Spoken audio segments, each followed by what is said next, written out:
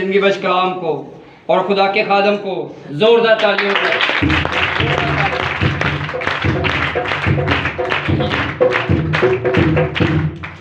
सभी तशरीफ रखें। Praise the Lord. खुदा की शुक्रगुजारी करते हैं उस खुदा की जिस खुदा ने हमें जिंदों की ज़मीन पर भी रखा और आज ये गहरा फजल बख्शा कि हम उसकी हजूरी में आए, तमाम सुस्ती काहली को ख़त्म करके खुदा की हजूरी में झुके। तो आइए उस जिंदा खुदा के लिए ज़ोरदार क्लैपिंग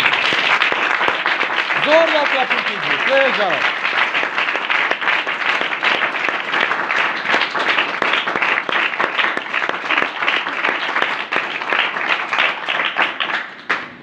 हर रोज़, हर हफ्ते, हर दिन, हर वक्त, हर घड़ी हमारा खुदा जो है वो हमारा बोझ उठाता है। हालेलुया। क्या करता है जी? वो हमारा बोझ उठाता है। बोझ वही इंसान उठाता है जिसको बोझ दिया जाए। हालेलुया। जब हम किसी को कुछ चीज़ देते हैं तो वही उठाएगा ना। अगर अपना बोझ हम किसी को नहीं देंगे तो वो उठाएगा भी नहीं। हालेलुया। आइए मेरे साथ देखिए ज़बूरों की किताब, ज़बूर 55 उसकी 22 आयत से, ज़बूरों की किताब में से ज़बूर 55 जो है और उसकी 22 आयत, 55 वर्स जो है वो 22 है। कलाम खुदा में कुछ यूँ लिखा है, अपना बोझ खुदा पर डाल दे, वो तुझे संभालेगा, वो सादक को कभी जुम्बश ना खाने देगा। इस कलाम का पढ़ा और सुना जाना हम सबनों के लिए बाइश बरकत हो। इस जगह पर कलाम खुदा फरमाता है कि तू अपना बोझ किस पर डाल दे? खुदावन पर डाल दे, वो तुझे क्या करेगा? संभाल लेगा, और सादक जो है वो कभी भी जुम्बश ना खाएगा। अब बोझ डाल देना, हम सभी जानते हैं कि हम यीशु की क्या है। कितने लोगों को पता है हम यीशु की क्या है? भेड़े हैं। और यीशु क्या कहता है कि तुम मेरी क्या हो जी? दुल्हन हो। क्या हो मेरी जी? कितने लोगों को पता है कि यीशु कहता है कि तुम मेरी दुल्हन हो? सबको पता है जी। यीशु क्या कहते हैं कि आप मेरी क्या है जी? आवाज काम है, क्या है जी? आप दुल्हन हो। अब दुल्हन किसे कहा जाता है? जो तैयार होकर अपने दुल्हे के पास आती है। और दुल्हन उसे कहा जाता है जो दुल्हे के साथ क्या हो जी? ब्याही हो। ऐसे ही है जी। कोई और किसी को तो नहीं दुल्हन कह सकता। मैं एल्डर रफीक को तो नहीं कह सकता कि एल्डर रफीक मेरी दुल्हन है। ऐसा नहीं हो सकता, क्योंकि जो कौल और करार किया जाता है, जो अहद किया जाता है, उसको हम क्या कहते हैं कि ये अगर कोई लड़का और लड़की खुदा के रूबरू, खुदा के खादमों के रूबरू और अपने ख़ानदान की हजूरी में अगर इकरार करती है, कौल करती है, खुदा की हजूरी में हाथ रख के, और खुदा के खादम जो है उसको मुकर्रर कर देते हैं कि आज से ये तेरी दुल्हन है और आज से ये तेरा दुल्हा है। हालेलुया। इसका मतलब है कि यीशु जब हमसे कहते हैं ना कि आप मेरी क्या है जी? दुल्हन है, तो इसका मतलब है कि यीशु के साथ हमारी क्या हो चुकी है जी? सही बोलेंगे, क्या हो चुकी है जी? क्या हो चुकी है? सुनने में ये डिफरेंट है। ये कैसे पादरी साहब ये बातें कर रहे हैं कि यीशु के साथ हमारी कैसे शादी हो सकती है? लेकिन यीशु खुद कहते हैं कि मेरी कलीसिया जो है वो मेरी क्या है जी? दुल्हन है। अब जब दुल्हा और दुल्हन जुड़ जाती है तो बरकत मिलती है। क्या मिलती है जी? बरकत मिलती है। अब देखिए इस जगह पर जो आयत हमने सुनी है, जब दुल्हे की और दुल्हे की शादी हो जाती है तो दुल्हन का जितना भी बोझ है वो कौन उठाता है? सभी जरा ध्यान दीजिए, कौन उठाता है? दूल्हा उठाता है। दूल्हा जो है वो दुल्हन का जितना भी बोझ है वो क्या करता है? दूल्हा उठाता है। अब खुदा का कलाम फरमाता है कि तू अपना बोझ किस पर डाल दे? अपने दुल्हे पर। किस पर डाल दे?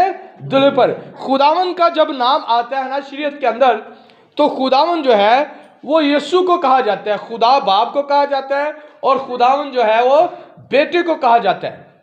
और इस जगह पर लिखा है कि तू अपना बोझ जो है वो खुदावन पर डाल दे, वो तुझे क्या करेगा, संभाल लेगा। अब दुल्हा जो कहता है कि अपना बोझ जो दुल्हन है वो मेरे ऊपर क्या करे, डाल दे। अब दुल्हन और दुल्हे का हम कैसे हम यीशु से ब्याह जाते हैं, जब हम पानी का बपतिस्मा लेते हैं, जब हम इकरार करते हैं खुदा के खादमों के साथ मिलकर, कलीसिया के साथ मिलकर, और जितने भी हमारे अजीज़ोकार जब उस जगह पर होते हैं तो हम इकरार करते हैं कि अब मैं खुदा की बेटी हूं या खुदा का क्या हूं जी, बेटा हूं। मेरा इकरार खुदा के साथ हो चुका है और मेरा रिश्ता जो है खुदा के साथ जुड़ चुका है। Hallelujah, hallelujah. खुदा कहता है कि अब ये मेरी क्या है जी, दुल्हन है और मैं इसका दुल्हा हूं। तो मेरे अजीजों, जब हम अपना बोझ जो है वो दुल्हे के ऊपर नहीं डालेंगे तो हम कैसे शादमान होंगे। हालेलुया, बात को समझ रहे हैं। हम यीशु की दुल्हन है और यीशु हमारा दुल्हा है, कलाम खुदा फरमाते हैं। और जब हम कौल करार करते हैं, तो जब हम अपने कौल करार तोड़ देते हैं, तो कलाम खुदा में इसी जगह पर हमें नीचे वाली आयत में एक लाइन में हमें नजर आता है कि खूनी और दगाबाज अपनी जो है आधी उम्र क्या करेगा, आधी उम्र तक जीता रहेगा। हालेलुया। दगाबाज किसे कहते हैं, धोखा देने वाले को। Very good. किसे कहते हैं जी, धोखा देने वाले को। तो इत्थे खलोते मैं हुणे ही आया, वो बेचारा उत्थे खलोता रहता है तो बंदा उत्थे नहीं पहुंचता। अपने दोस्त को धोखा दे देना। और इसी बात को अगर हम समझे तो यीशु हमसे पता क्या कहते हैं कि तुम मेरे क्या हो जी, तुम मेरे क्या हो जी, दोस्त हो। यीशु भी हमें नौकर नहीं कहता, वो कहते हैं कि तुम मेरी दुल्हन हो, तुम मेरे भाई हो, तुम मेरे दोस्त हो। और जब कोई दोस्त को धोखा देता है ना, तो उस दोस्त का हाल जो होता है बहुत बुरा, ऐसे जी बहुत बुरा हो जाता है। बहुत उसके दिल में नफरत हो जाती है दूसरे दोस्त के लिए। लेकिन मेरा यीशु आपके लिए नफरत नहीं रखता, वो प्यार ही प्यार रखते हैं। वो कहता है कि मैं तेरा क्या हूं, दोस्त हूं। कोई दोस्त अपने दोस्त के लिए अपनी जान नहीं देता, कोई दोस्त नहीं देता।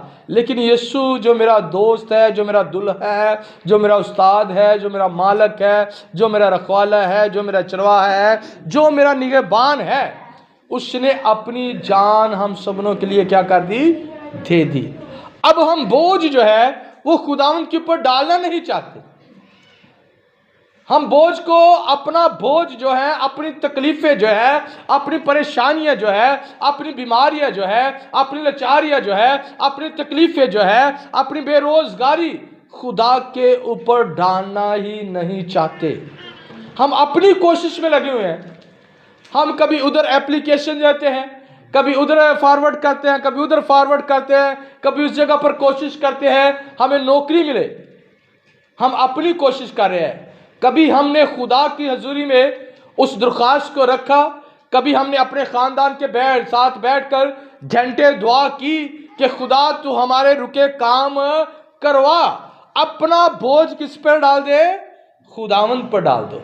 जब अपना बोझ कहेगा, जब दुल्हन का बोझ जो है वो दूल्हा उठाने के लिए तैयार रहता है, बल्कि दूल्हा जो है वो दुल्हन का तो बोझ उठाता है, बल्कि जो उनके खुदा उनको बरकत देता है, उनको खानदान देता है, उनका भी बोझ वो दूल्हा उठाता है कि नहीं उठाता? बाप ही उठाता है ना, दुल्हा ही उठाता है दुल्हन का बोझ भी और अपने खानदान का भी। और ये उसकी जिम्मेदारी है, ये खुदा ने उसको मुकर्रर किया है अपने खानदान के ऊपर। किसी भी तरीके से वो कमा कर लेकर आए, अच्छे तरीके से, बुरे तरीके से नहीं, अच्छे तरीके से कमा कर लेकर आए और अपनी औलाद को क्या करे, वो खुराक दे। जब आप कहेंगे कि मैं तेरे नाल नौकरी कर दे, मैं तेरे नाल ये करती है, तो इसका मतलब है कि आपने बोझ जो है वो दुल्हन के ऊपर नहीं डाला, दुल्हे के ऊपर नहीं डाला। इसी तरीके से हम अपनी कोशिश करते रहते हैं, अपनी कोशिश करते रहते हैं, हम अपना बोझ जो है वो खुदावंद के ऊपर नहीं डालते। Hallelujah, hallelujah. अगर खुदा आपको रात को उठाना चाहता है, वो कहते ना पंजाबी च, अगर जो आँख उखड़ी गई है, नींद उखड़ी गई है, तो जब वो नींद उखड़ जाती है ना, तो फिर हम खुदा को नहीं ढूंढते, हम किसको ढूंढते हैं जी? किसको ढूंढते हैं जी? मोबाइल को। अगर आधी रात को हमारी आंख खुल जाती है किसी भी स्वब से, पंखा चलने के स्वब से, पंखा बंद होने के स्वब से, ना आपने ऊपर कपड़ा लिया हो, तो फिर भी आपकी आंख खुल जाती है जब आपको अब सर्दी जो है वो शुरू हो चुकी है, तो फिर आप खुदा को नहीं ढूंढते बल्कि किसको ढूंढते हैं? मोबाइल को। सही बोले, किसको ढूंढते हैं जी? तो मोबाइल लब जाए तो थोड़ा जी जी आंख उखड़ी है ना, इनसे तो वक्त पास हो जाए। हमारा लाइफ स्टाइल कुछ ऐसा बन चुका है, हम अपना बोझ खुदा पर नहीं डालते, हम अपनी तकलीफ़ें खुदा पर नहीं डालते। हम परेशान हैं कि हमें रुपए पैसा मिल जाए, हमें परेशान है कि हमारे घर में खुराक आ जाए, हम परेशान हैं कि हमारे पास अच्छे कपड़े हों। हम काम पर काम करते जा रहे हैं, काम पर काम करते जा रहे हैं, वक़्त खुदा को नहीं दे पा रहे, खुदा को वक़्त नहीं दे पा रहे। इस जगह पर संडे को संडे आकर हमारा दिल बहुत अफसुदा होता है कि खुदांद कब तक मैं गरीब रहूँगा, ऐ खुदांद कब तक मैं बेरोज़गार रहूँगा, ऐ खुदांद कब तक मैं परेशान रहूँगा, ऐ खुदांद कब तक मैं बीमार रहूँगा। संडे के संडे आकर चंद घंटे खुदा को देकर और ये अफसुदा दिल लेकर वापस वैसे ही चले जाना। बाकी पूरे हफ्ते हमें अपने दुल्हे की फिक्र ही नहीं है। दुल्हा तो फिक्र करते हैं अपनी दुल्हन का, लेकिन दुल्हन को फिक्र ही नहीं है। तो मैं जिस्मानी तौर पर भी आपको कहूँगा, जिस दुल्हन को अपने दुल्हे की फिक्र नहीं ना होती, जो रात के जिथे मर्जी बाहर गुजारे, जो कुछ मर्जी करे, अद्धिया रातां नूं आवे, दोस्तां दे नाल नशे करे, दोस्तां दे नाल जनाकारी करे, दोस्तां दे नाल जो कुछ मर्जी करे, तो फिर दुल्हन पता की करती है? क्या करती है? रोती है, वो परेशान ही रहती है, क्योंकि उसको फिक्र ही नहीं है किसकी? अपने दुल्हे की, जिसके साथ वो ब्याही गई है।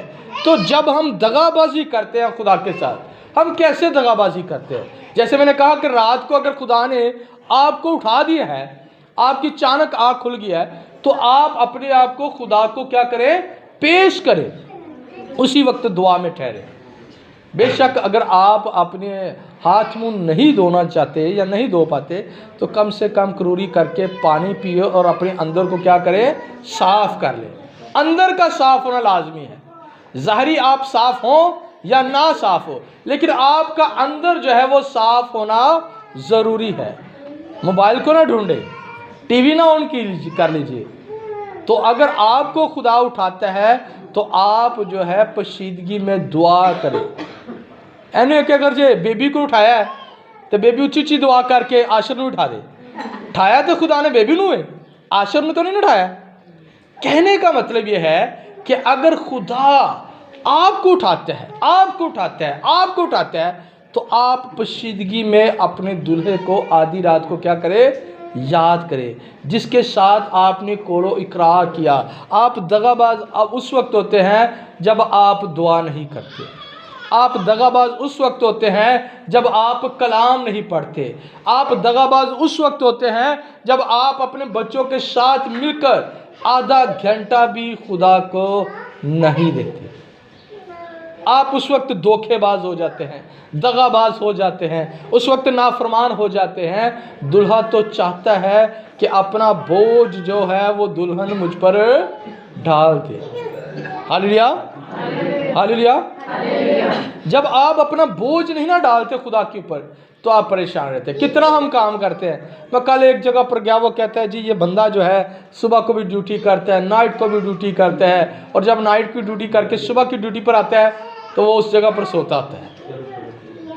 कितना हम काम करते हैं। यही अगर अपना बोझ खुदा पर डाल दे तो खुदा एक तनहा के ऊपर ही हमें बरकत देगा। हालेलुया, हालेलुया, एक तनहा के ऊपर बरकत दे देता है।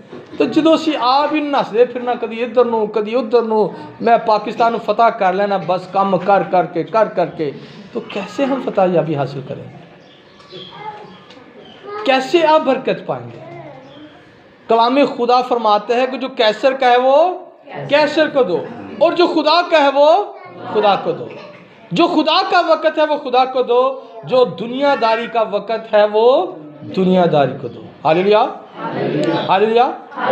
तो जब तक आप अपना बोझ खुदावंद पर नहीं डालेंगे तो खुदावंद आपको कैसे संभाल लेगा?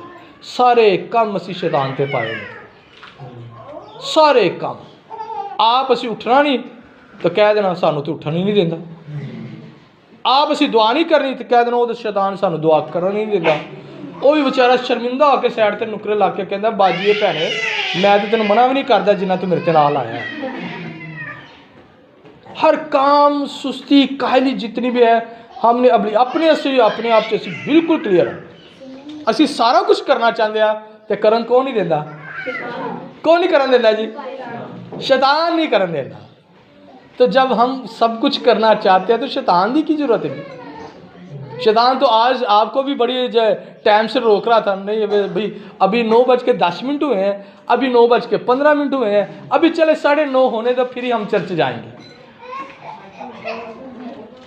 तो उसके साथ मिलकर आपको कई आपके फैमिली मेंबर भी रोक लेते हैं, चल हम तो उत्थे चलिए, ठहर जब नाश्ता तो कराइया है, मैंने रोटी तो खवाइया, मुझे ऐसे तो कर दे, मुझे ऐसे तो कर दे। आप खुद नहीं चर्च जाना और जिसने जाना है उसको भी क्या करना है? रोक देना है। तेनों बड़ी पई चर्च जान दी है। तो ये जो बातें हैं ये समझने वाली है। आपको पता है वो जो शख्स वीराने के अंदर था, जब यीशु झील के उस पार जाता है तो एक शख्स जंजीरों से बांधा हुआ है और उसके जिस्म के ऊपर कपड़े भी नहीं है, वो नंगा है। इस कदर अबलीस ने उसे जकड़ रखा है। कलाम खुदा फरमाते हैं कि उसके ऊपर लश्कर था, बहुत सी बदरूहें थी, तो इत्थे तो एक बदरू चमड़ी होवे तो नहीं लाती। तो क्या हाल होता होगा उस इंसान के जो अपने आप को कभी उधर पटकता है, कभी उधर गिराता है, कभी पानी में बदरूहें जो है उसको फेंक देती है। और कलाम खुदा फरमाते हैं कि वो जंजीरों के साथ जकड़ा हुआ था। इस कदर चीज़ें जो है वो आपको तंग करती है। जब आप क्या हो जाते हैं? खाली हो जाते हैं। और उस वक़्त की जो कब्रिस्तान थे वो गार की तरह थे। आपको याद हो कि जब खुदा यीशु नासरी को जिस जगह पर रखा गया वो कब्र कैसी थी? जैसे एक कमरा सा होता है, गार बनी हुई, और उस जगह पर जाकर उस जगह पर यीशु को रख दिया। इससे हमें मालूम होता है कि वो जो कब्रिस्तान था गारें थी, बड़ी बड़ी सुरंगें थी। और जब वो शख्स उन सुरंगों के अंदर फिरता होगा, चिल्लाता होगा, चीखे मारता होगा, क्या उसका आलम होगा? और उस जंजीरों को तोड़ने के लिए कौन पहुंचा? कौन पहुंचा जो थे? मेरी आवाज़ सुने सभी? बता सकते उसका नाम क्या था जी? बुलंद आवाज से बता सकते उसका नाम क्या था? उसका नाम क्या था? यीशु। उस जंजीरों को तोड़ने के लिए यीशु उस जगह पर आ पहुंचा। तो मेरे अजीजों, यीशु आपके पास भी आना चाहता है। आपकी जो बांधी हुई अबलीस ने जंजीरें हैं, खुदा उसको तोड़ना चाहता है जब आप अपना बोझ यीशु पर डाल देंगे। अपने आप को सरेंडर कर दीजिए खुदा की हज़ूरी में। जितने लोगों ने आकर अपने आप को सरेंडर किया खुदा की हज़ूरी में, खुदा ने उनके बोझ को क्या कर दिया? ख़त्म कर दिया। बेशुमार हवाले हैं। आप जानते हैं कि अगर 12 वर्ष की औरत यीशु के पास आई है तो उसने अपने आप को सरेंडर कर दिया, खुदा की हज़ूरी में पेश कर दिया। अगर अंधा आया तो उसने अपने आप को पेश कर दिया और कहते हैं मैं चाहता हूं कि तू मुझे बिना करे। ये होता है अपने आप को दे देना किसी को। बाज़ दफ़ा पता क्या होता है, हमारे रिश्तेदार भी ऐसे होते हैं जो आपके ऊपर एक बहुत भरोसा रखते हैं।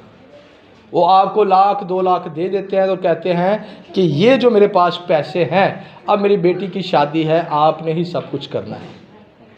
बहुत से लोग ऐसे हैं बात साहब मैंने तो कह देने, मुझे नहीं पता कि आपसे साथ किसी ने बात की है कि नहीं की, लेकिन कहते हैं कि आपने ही सब कुछ करना है, तो इसका मतलब है अपना बोझ उसके ऊपर डाल देना। तो फिर उसको फिक्र होती है कि मैंने कैसे खुराक को मैनेजमेंट करना है, कैसे आने वाले लोगों को मैनेजमेंट करना है, कैसे हमने उसकी देखभाल करनी है, कैसे इस सिस्टम को चलाना है। तो जब हम किसी को अपना बोझ देते हैं तो फिर वो आपकी क्या करता है, फिक्र करता है। Hallelujah, hallelujah. तो उस इंसान की तरफ देखो कि कितना चिल्लाता होगा। जब यीशु उनके पास गया तो वो बदरूहे कहती है कि वक्त से पहले ही हमें हलाक करने के लिए खुदावंद तू आ पहुंचा है। तो मेरे अजीज़ों महफूज रहें, ये बेदीनी का वक़्त है, ये आखिरी वक़्त है। कलाम खुदा फरमाते हैं कि जो आखिरी वक़्त आएगा तो जो है इज़्ज़त जो है वो किसी की नहीं जाएगी। हालेलुया। तो अपना बोझ हमने किसके ऊपर डालना है, किसके ऊपर डालना है, यीशु के ऊपर डालना है। तो अगर जो रात को हमारी आंख खुल जाए तो क्या हमें खुदा को याद करना है कि मोबाइल को, खुदा को याद करना है कि मोबाइल को, खुदा को याद करना है। कितने लोग हमारे जो आधी रात को उठकर दुआ करते हैं, वेरी गुड, वेरी गुड।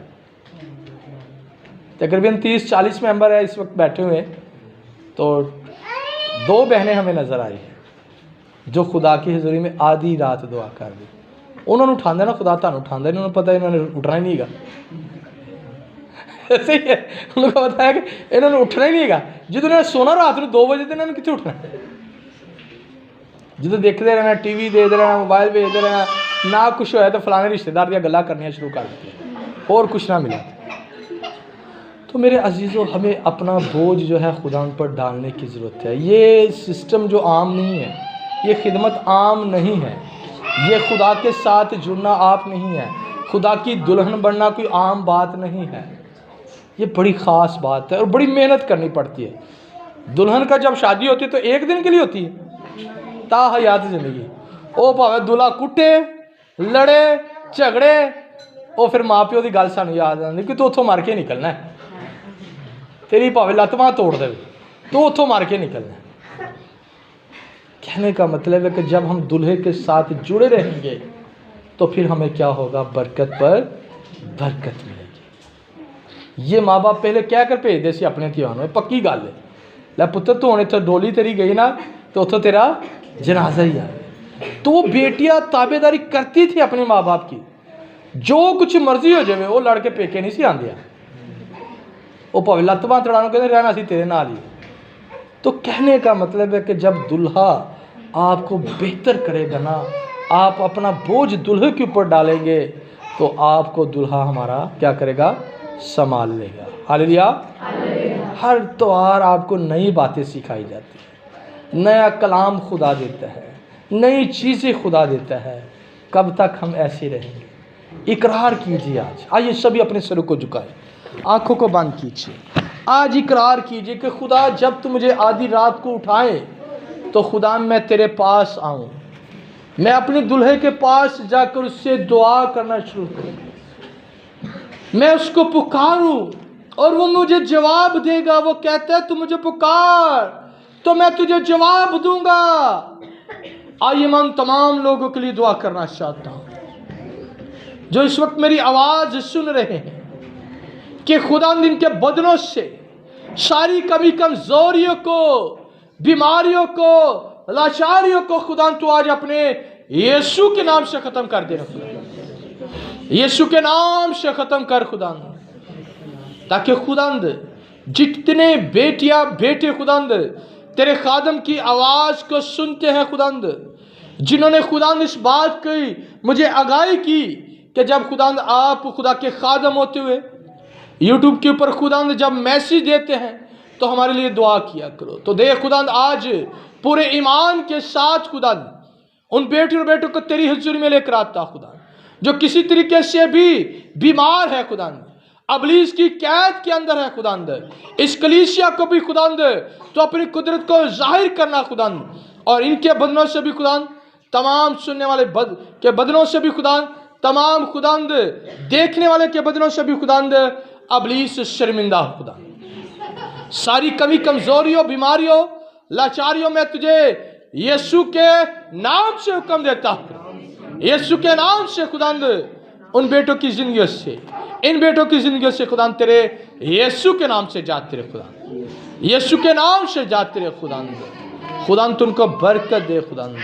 जिनके गुर्दे खराब हो चुके हैं खुदांद, तो खुदा अपनी कुदरत से खुदांद नए डाल दे खुदांद। जिनके खुदांद सरों में दर्द है, तो वो खुदांद तेरे यीशु के नाम से जाते रहे खुदांद। जो बे औलाद है खुदांद, खुदा उनको औलाद जैसी बरकत अता कर। जो मफलूज हो चुके हैं खुदांद, जो फालज के मरीज है, तो दे खुदांद तो अपनी कुदरत से उनको खुदांद शिफा अता कर खुदांद। अपने जलाल को, अपने फजल को, अपनी हजूरी को, अपनी मुरी को उंडेल कर खुदांद इस कलीसिया को और देखने वाले और सुनने वाले को खुदांद अपने यीशु के नाम से खुदांद बरकत अता कर, यीशु मसीह के नाम से आमीन। सही बोलेंगे? आमीन। मिलकर बोलेंगे? आमीन। खुदा इस कलाम के वसीला से आप सबों को बहुत ज़्यादा बरकत अता करे।